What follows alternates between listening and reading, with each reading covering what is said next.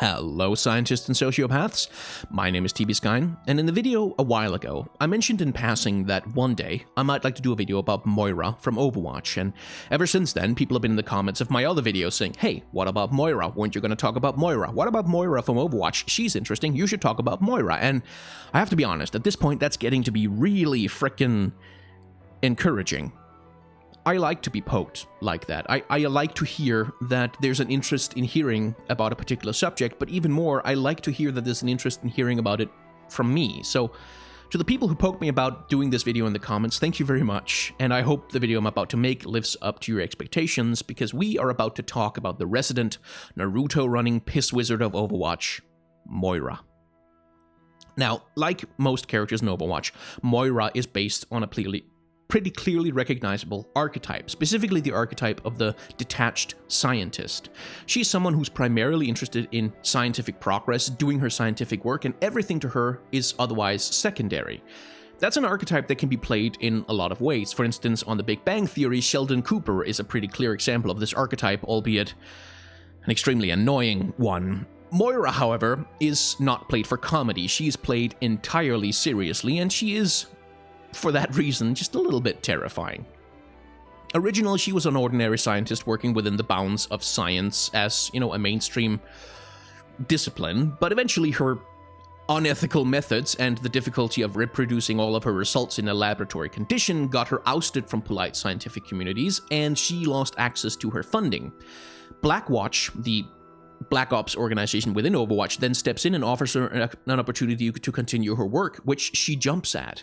But even while she's working for Blackwatch, the lore implies, to the point of almost confirming, that she is already working for the terrorist organization Talon, feeding them information and secrets in return for more funding and more opportunities to continue her work. And when Blackwatch eventually collapses under the weight of several disasters, she jumps ship to Talon immediately, not because she cares about Overwatch or Blackwatch or Talon or their conflicts or their motivations or the things that these organizations want, but because they offer her opportunities to continue her scientific work. So Moira is in that sense rather unique within Overwatch in that she's a character who has really no moral horse in the race of any of the central moral conflicts of the story. She doesn't care about Overwatch, Talon, Blackwatch. She doesn't even really care that much about the human-Omnic conflict, except she likes Omnics as expressions of human scientific progress and brilliance that she wants to dissect and understand, but things about Omnic rights or the war crimes committed by the AI, those things aren't really that interesting to her. She cares about her work first and foremost. So she's a duplicitous character. She's someone who keeps her cards close to her chest, who lies, who steals, who cheats, all as a means to an end that she feels justifies all of it. This comes across in her character design with a lot of ambiguity. Now, ambiguity is interesting in character design, and I mean that in the literal sense. Having ambiguity between who a character say they are and the character that they actually are and the character that they look like, that creates interest. Think about a villain like Hans from Frozen, who comes across at first as the stereotypical, kind-hearted Disney prince, but who's eventually revealed to be the villain of the whole thing. That kind of thing is accomplished by having ambiguity between a character's design and their actual actions and motivations. But there's also a lot of danger to it, because at worst, ambiguity can create a character design that is kind of confused and unfocused and maybe seems like the people who made it don't really know what they're doing. To give you an example, when you see Reinhardt lumbering at you across the battlefield, you have a few reasonable expectations of what that character is capable of. He has a big-ass hammer and no other obvious weapons, so he's probably melee. And he's wearing a big-ass suit of power armor, so he's probably pretty tanky and difficult to take down. Now imagine that he kills you from halfway across the map with a sniper shot to the head, somehow with his frickin' hammer, and you're gonna go, what the fuck is up with that character design? He doesn't look like he should be capable of doing that at all, and yet he was. That's bad character design. Now, that's an extreme example, but it's part of the reason why ambiguity is a dangerous game to play, because at worst, you can end up communicating factually incorrect information to your players about the capabilities of the characters within the game. Moira, fortunately, doesn't have that problem. No, what's up with Moira, rather, is that she represents a curious ambiguity of genre. In fact, Moira is one of my strongest arguments when I say that Overwatch is far more a fantasy video game than it is a sci-fi video game, because Moira is a witch. She's a witch, like she's a sorceress, she's some kind of wizard. That's literally what she are. She throws energy beams around and magic balls that fly around and shoot beams of light at the enemy, and more than anything, her power set resembles that of a Dungeons & Dragons cleric, with beams of negative energy to hurt the enemy and positive energy to heal her allies. In that sense, despite being a character who is more than anything else a scientist, in-game she behaves like a wizard.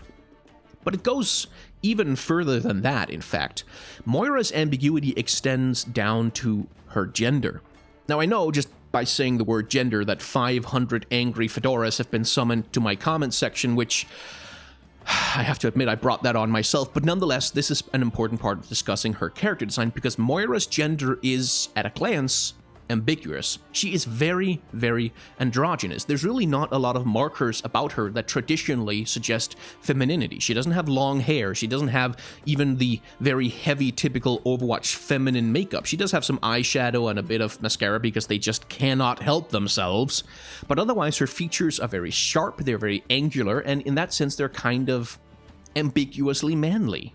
And this is contrasted even more against the other women of Overwatch, who all of them, pretty much, are defined by the hourglass shape and the S-curve. Now, the S-curve is very prominently on display with Widowmaker up here. As you can see, you have this winding curve that forms down her spine, across her buttocks, into her thighs. And this is present in characters like Symmetra, Mercy, Diva. Even the armors of characters like Pharah and, indeed, Brigitte have that characteristic hourglass shape. And this is a tool in character design, by the way, to express femininity, because that hourglass shape, that S-curve, is extremely heavily associated with presentations of femininity. So this is missing with Moira, in the sense that every other female character in Overwatch pretty much has it. She seems to be missing it. I found this wonderful render of her character model without color that offers us a much better view of her. Now, the hourglass shape is still sort of implied. She still has a very wide top across a narrow middle that then flares out into these armored skirts, suggesting a bit of an hourglass shape, but it is much less expressed. It is much more subtle. You have to look for it a lot harder. And this is exacerbated further by the weird faceplate that she's got on and those weird techno eyebrows that she's got attached atop of her normal eyebrows. And everything about her is just a little bit ambiguous. There's a little bit of ambiguity to everything about her, and this extends even to her skins, where she has a skin based on David Bowie, possibly the most androgynous man in all of human history.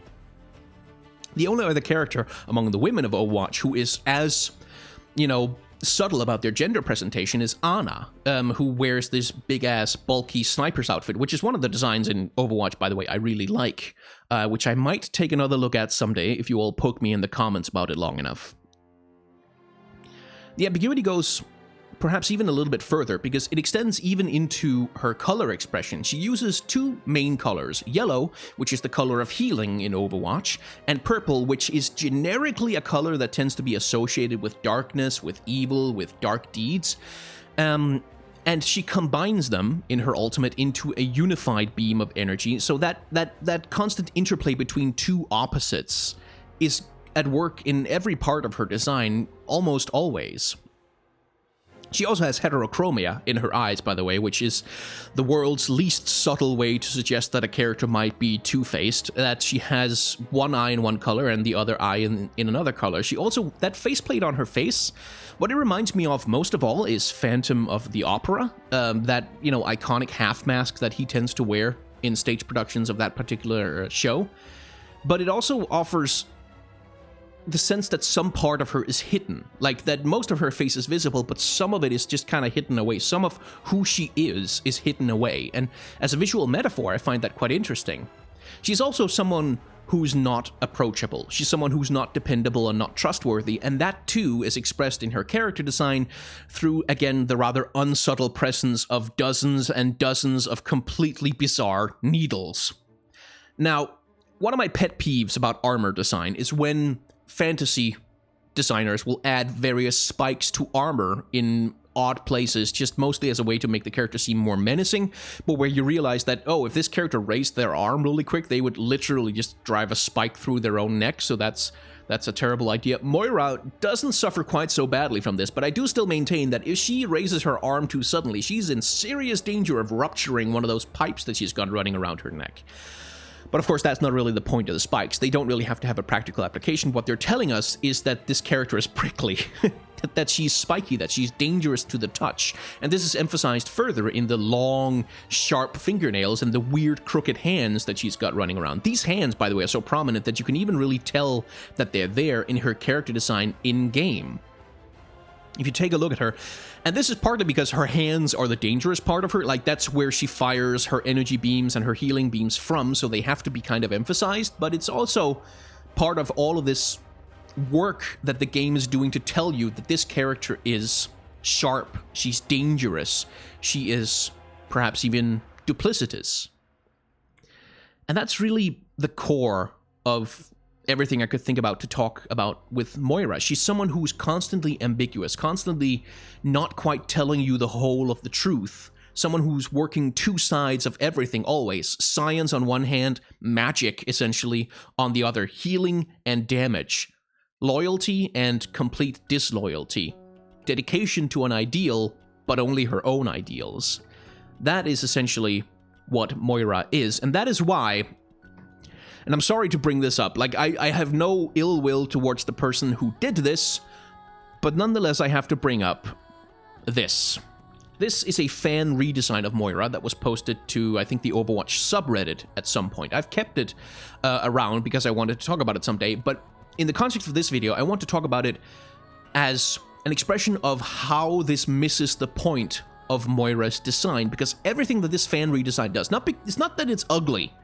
There's absolutely nothing ugly about it. It's not badly made, but it misses the point of Moira as a character by removing her ambiguity. The gender presentation becomes much clearer. She has much softer features that are more befitting of her femininity. Even the heterochromia of her eyes is reduced, and the, metal faceplate that makes her so bizarre and kind of off-putting, which is kind of important to her character, is also removed in favor of making her more, well, essentially more attractive and beautiful. The problem with this fan redesign isn't just that it turns her into another pretty Overwatch lady, it's also that it infringes on that prickly, off-putting ambiguity that is at the core of Moira's character concept.